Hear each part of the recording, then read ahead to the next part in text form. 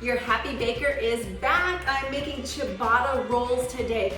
Those beautiful, puffy, tender pillows that you get like at Panera, you know, any kind of artisan sandwich.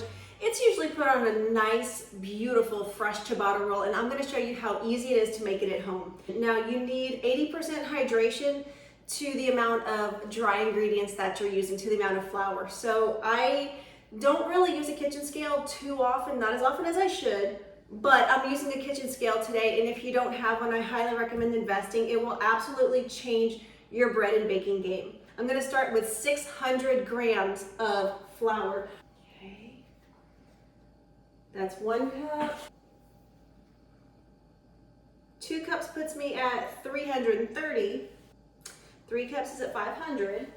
Okay, I have 601 grams. Perfect, it's close enough.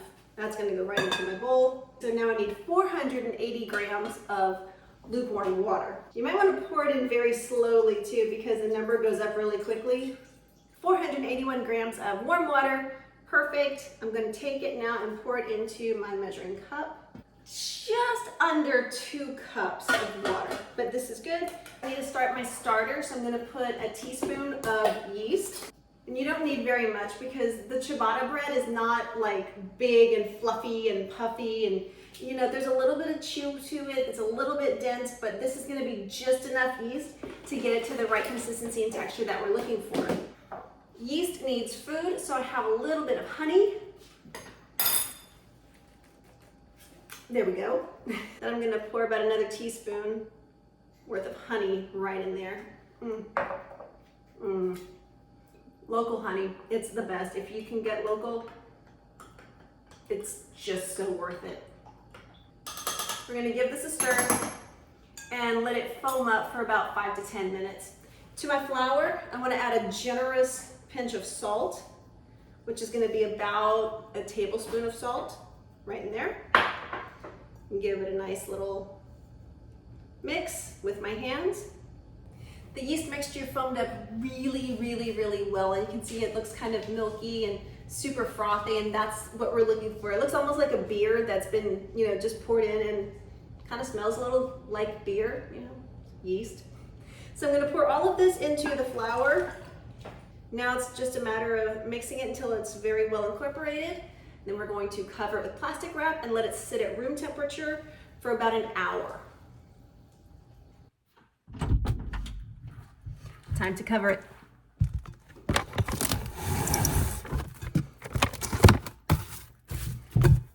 One hour, let it rest. An hour has passed, and now it's time to do the first turn of the ciabatta. So I need to unwrap this, but hold on to your plastic wrap, right? Now, instead of kneading it, we're simply gonna fold it. And an easy way to do it, to make sure that your hand doesn't stick to the dough, is to get it wet. And I fold it 4 times. So I just come in and scoop like this, fold it over to the center and press. I'm going again. And you just go around the bowl 4 times. There you go. And see, not much dough stuck on my hand, just enough. Rewrap it and let it rest for 30 minutes. You're gonna do this 2 more times. Okay, the bread has been turned 3 times with a 30-minute rest after every single turn, and you can see it's grown a lot. There are these beautiful big air bubbles in there. It's just lovely. You're gonna have just the best ciabatta bread ever. The sandwiches that you're gonna make from this, they're gonna be mind-blowing.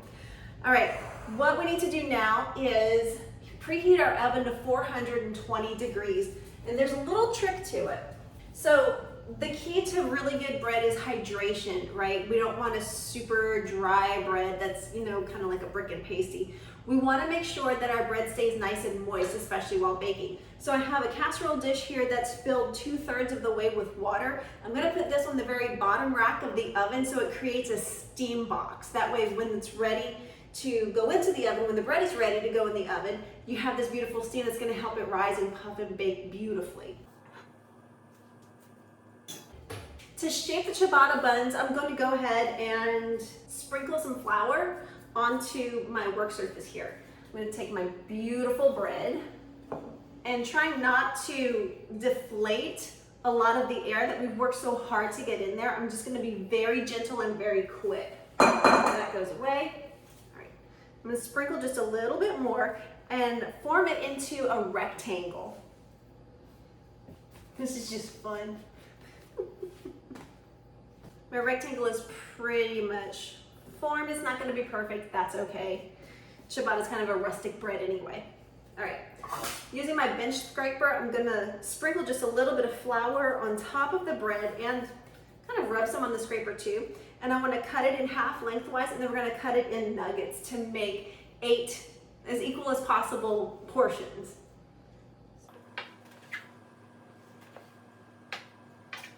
We'll work with 1/2 at a time. Cut it in half and in half again. There you have it, 8 ciabatta buns. And I'm gonna put this on a Silpat lined baking sheet. If you have parchment paper, use parchment paper. If you just want to grease a sheet, that's totally fine too. So these are going to rise again and get really big and puffy. So I'm gonna cover these with plastic wrap and let them rise for 40 minutes, 40. Whenever they're done rising, the oven will be ready and then we're gonna bake. The final proof is over. Now I'm gonna very carefully peel back the saran wrap and try not to deflate it. All right, they've puffed up a lot, as you can see. So have a spray bottle handy, and on a fine mist, you're gonna spray the top as you put it in the oven. These guys are gonna bake for 20 minutes. So give them a really good, generous spray with water. That's it. You hear it, the tapping? You know that's gonna be awesome, but look at that sheen. Look at that golden brown. I mean, this is insane, this is nuts. And if you look in here, you can see all of like the airy bubbles. Dude, you know these are gonna be amazing. There's no escaping fresh bread. I mean, come on. Especially whenever you make it yourself, you know it's gonna be incredible, and there's nothing like it in the world. Your house is gonna smell like a bakery and your family's gonna love you for it. But look at that beautiful ciabatta bread.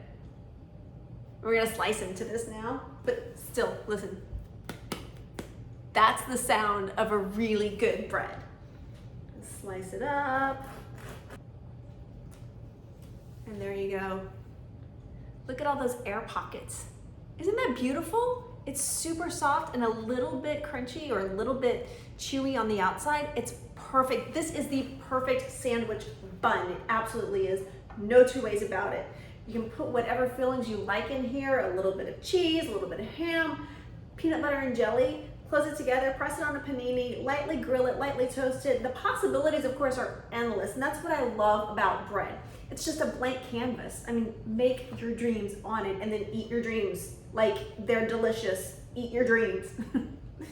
I'm gonna go with a little bit of sun-dried tomato pesto right here. And I love putting this on a sandwich, especially like a grilled chicken sandwich. So good. Put a little arugula, a little fresh parm, and you've got just an amazing mouth-watering umami bomb. It's just fantastic. Oh man. Okay. I'm gonna go with the pesto, and I'm just gonna bite right into it.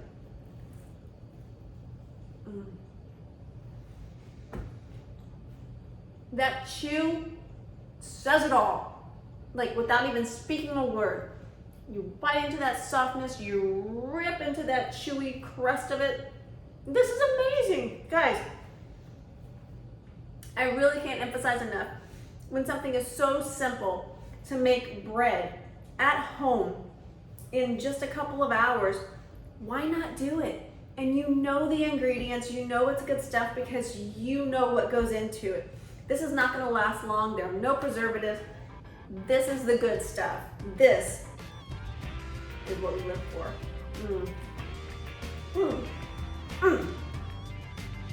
Happy bakers, bake on.